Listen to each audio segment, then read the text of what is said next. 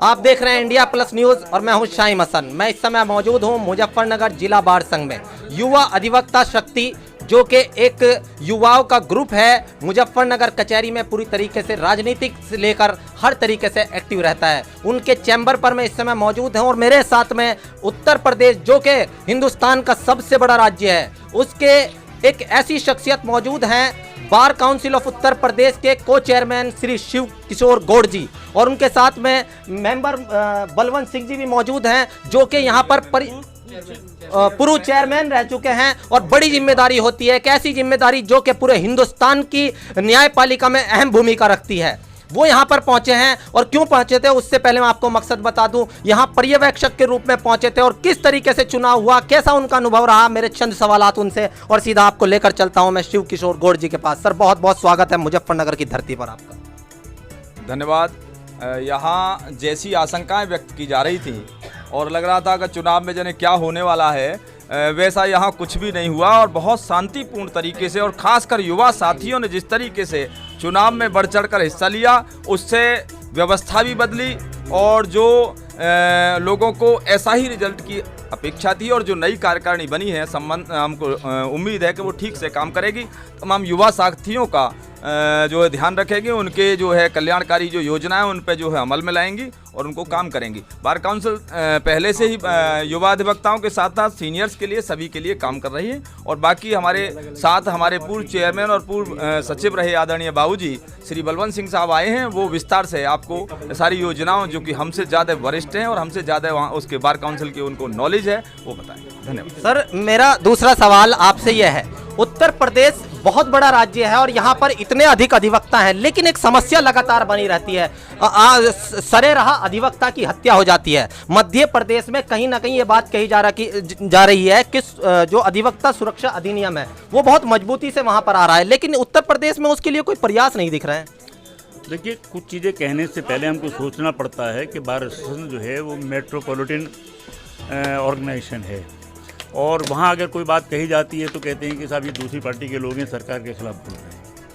मैं इस बात को कहने में कोई संकोच नहीं कर सकता। जो वर्तमान सरकार है उसका जो दृष्टिकोण है वो अधिवक्ताओं के प्रति जो है वो ठीक नहीं है, जिसके 2-3 उदाहरण हम दे सकते हैं। हमारा एक गेस्ट हाउस बिल्कुल लखनऊ के सेंट्रल में दारुल सफ़ा में था, लेकिन गवर्नमेंट ने एडवोकेट जनरल ने मिलकर उसको रिमूव कर हटा दिया गया।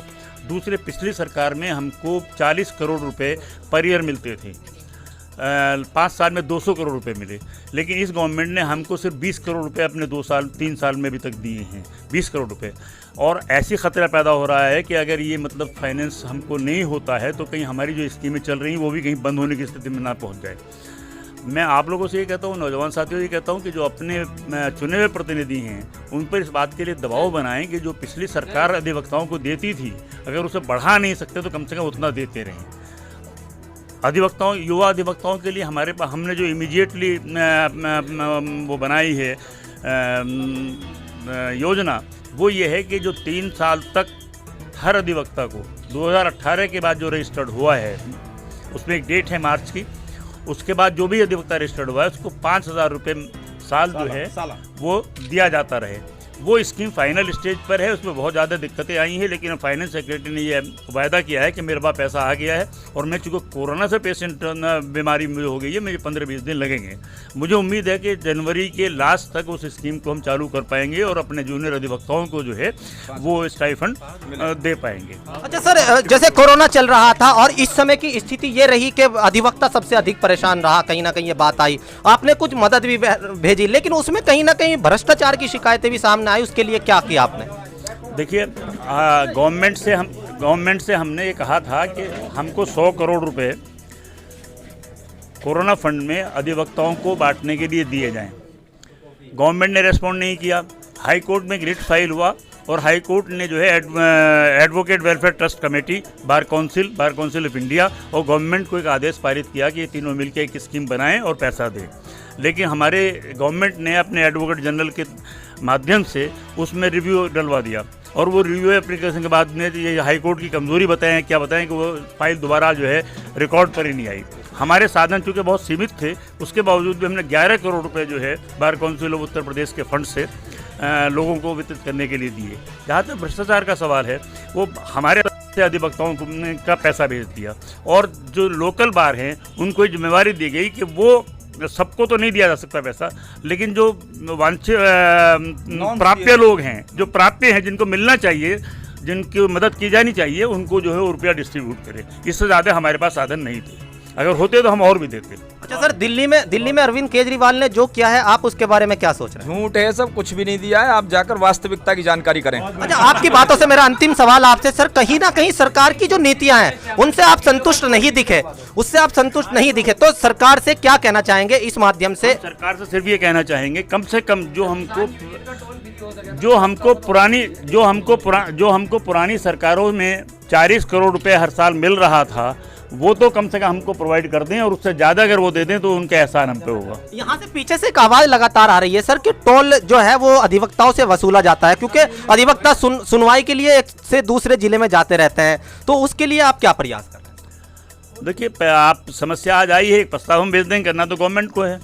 चूँकि एक और जो परेशानी सबसे बड़ी है कि गवर्नमेंट अपनी सारी जिम्मेवारी जो है प्राइवेट पार्टनर सौंप दे रही है, और फिर कहते हैं साहब हमारा तो इसमें दखल नहीं है।